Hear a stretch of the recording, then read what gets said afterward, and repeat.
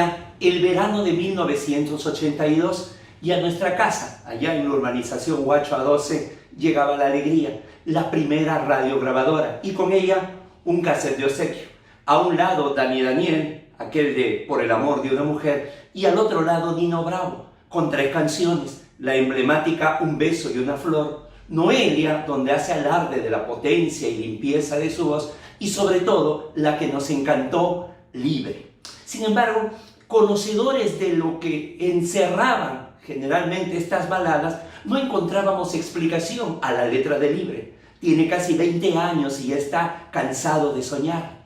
Pero tras la frontera está su hogar, su mundo, su ciudad. Piensa que la alambrada solo es un trozo de metal. No había manera de poder entenderlo. Y en el macromundo se desarrollaba la Guerra Fría. Siempre esos amagos de una tercera guerra mundial, por un lado con las decisiones que tomaba la OTAN, por otro lado con las replicaciones que podía tener el Pacto de Varsovia, y hasta en los planos deportivos. Ya Estados Unidos había boicoteado las Olimpiadas de Moscú y la Unión Soviética anunciaba el boicot a las Olimpiadas de Los Ángeles 1984. Sin embargo, lo que era el símbolo tangible de esta Guerra Fría, de este miedo a una tercera y definitiva guerra mundial, lo constituía el Muro de Berlín. Al comenzar a estudiar y a leer la historia de esta ignominia humana que se llamó el Muro de Berlín, la cortina de hierro, aquello que separó el mundo en dos, comenzamos a entender la razón de ser de la letra de Libre de Nino Bravo. Soy Guido Aguilar Grados y esta es la entrega 165 de Tribuna Constitucional, Música y Derecho, el Muro de Berlín y Libre. No olvide suscribirse, no olvide extender esta familia de Tribuna Constitucional. Bienvenidos. La Guerra Fría no dio respiro. No había terminado aún la Segunda Guerra Mundial, no se habían arrojado todavía las bombas atómicas sobre Japón y ya se había dado la conferencia de Potsdam, donde las potencias vencedoras acordaron con dividirse Alemania. Duró hasta finales de la década de los 80. Murió de 3 disparos. El disparo mortal fue la caída precisamente del Muro de Berlín en 1989. Los 2 disparos posteriores son solamente la consecuencia. La reunificación de Alemania en el año de 1990 y la desintegración de la Unión Soviética en la Navidad de 1991 tras la renuncia de Gorbachev, pero ya habían proclamado su independencia Lituania, Letonia y otros países. Bueno, pues este escenario marca, cómo no, la legislación y la constitucionalidad del mundo, sobre todo en los países latinoamericanos, que estábamos dentro de, en mayoría, de los denominados países no alineados. De tal manera que en nuestras legislaciones y en nuestra regulación normativa podíamos tomar a veces un poco del bloque occidental o del bloque socialista.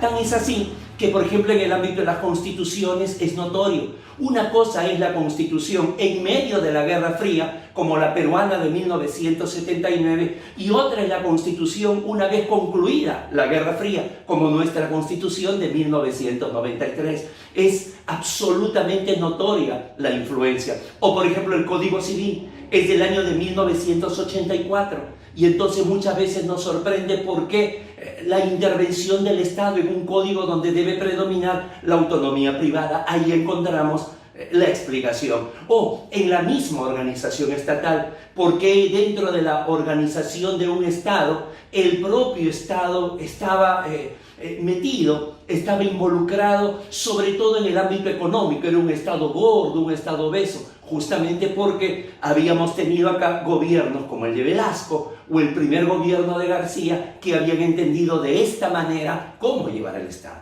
Bueno, pues esta Guerra Fría se inicia, insisto, en 1945, pero la Alemania se divide en el año de 1949. Por un lado, la denominada República Federal Alemana, que van a repartirse entre Estados Unidos, Inglaterra y Francia, y la República Democrática Alemana, la oriental, bajo la égida de la Unión Soviética.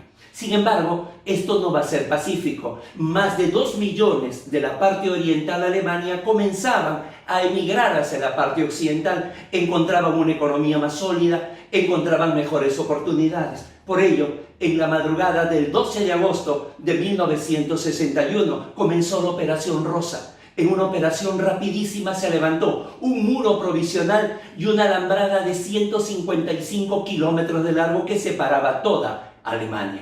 A partir de ahí se hablaba de Berlín Oeste y de Berlín Este. En los meses siguientes, esto que era solamente una alambrada y un muro provisional se transformó en una verdadera obra de ingeniería emblemática bélica.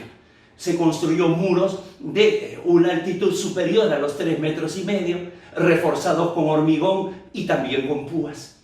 Esto de acá significó la división de Alemania durante 10.316 días, pero más que eso, significó la división de familias, de sueños y de proyectos.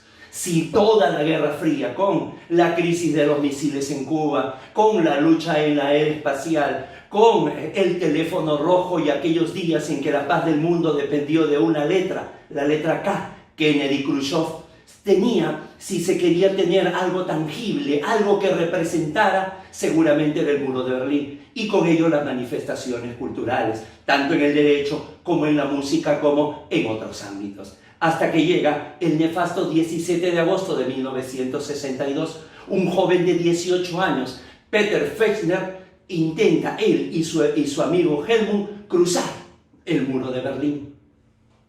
Habían ocultos en una carpintería, habían calculado saltar de una ventana. El amigo Helmut logró cruzar. Sin embargo, Peter Fechner va a ser alcanzado con un tiro en la pelvis y va a caer exactamente entre los dos muros, en el llamado Callejón de la Muerte. Ni de Occidente ni de Oriente se atrevieron alguien a auxiliarlo por temor a ser disparado del otro lado. Solamente de Occidente alcanzaron a lanzarle un botiquín. No sirvió para nada. Luego de 50 minutos gritando y desangrando, murió, convirtiéndose en la imagen, convirtiéndose definitivamente en el mártir, en la representación, porque fue el primero de cerca de 200 personas caídas al intentar cruzar el muro de Berlín. Una década más tarde, 3 valencianos, el primero José Luis Armenteros, el segundo Paulo Herrero, ambos como compositores, y luego un tercero, Luis Manuel Ferri, universalmente conocido como Nino Bravo, le rendían un homenaje a Peter Fechner, le rendían un homenaje a esas ansias de libertad, justamente con la canción mencionada, con Libre, en una época, allá 1972, en que no existía YouTube, en que no había un Spotify, había, para poder significar una trascendencia con una determinada canción, había que presentarse en la televisión, en programas nocturnos, y justamente en el más importante de España, Luces de la Noche, es cantado por primera vez, para luego salir en el long play Mi Tierra, ya en 1973, año de la prematura muerte de Nino Bravo. Ahora sí entonces la letra de Libre cobra sentido en el homenaje a Peter Fechner, justamente como mártir del cruce, el intento de cruce de ese muro de la vergüenza, de esa cortina de hierro que fue el muro de Berlín. Piensa que la alambrada solo es un trozo de metal, algo que nunca puede detener sus ansias de volar.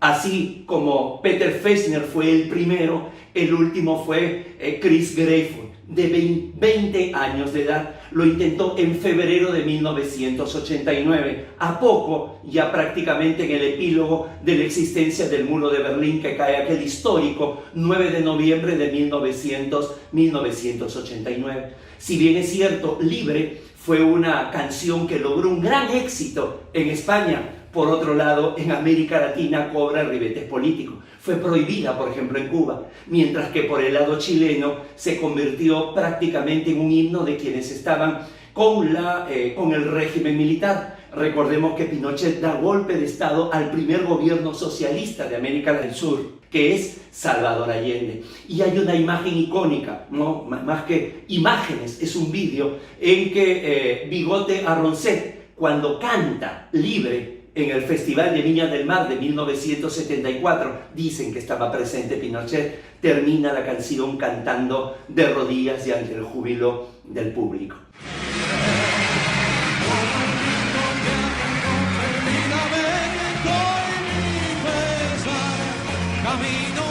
hombres hay detrás de la verdad y sabré lo que es al fin la libertad. Insisto, ¿no? Una vez más, las manifestaciones culturales que se dan cuando en el mundo o en los países se da la intolerancia, se da la intemperancia, se da esta suerte de querer tomar la propiedad de lo que es bueno, de lo que es moral, de lo que es correcto, no dura mucho tiempo. Las manifestaciones culturales surgen y acá, una vez más hemos querido en Tribuna Constitucional, en esta parte de música y derecho, traer lo que representó el Muro de Berlín con una de sus manifestaciones culturales, Libre de Nino Bravo. Nos despedimos con estas notas.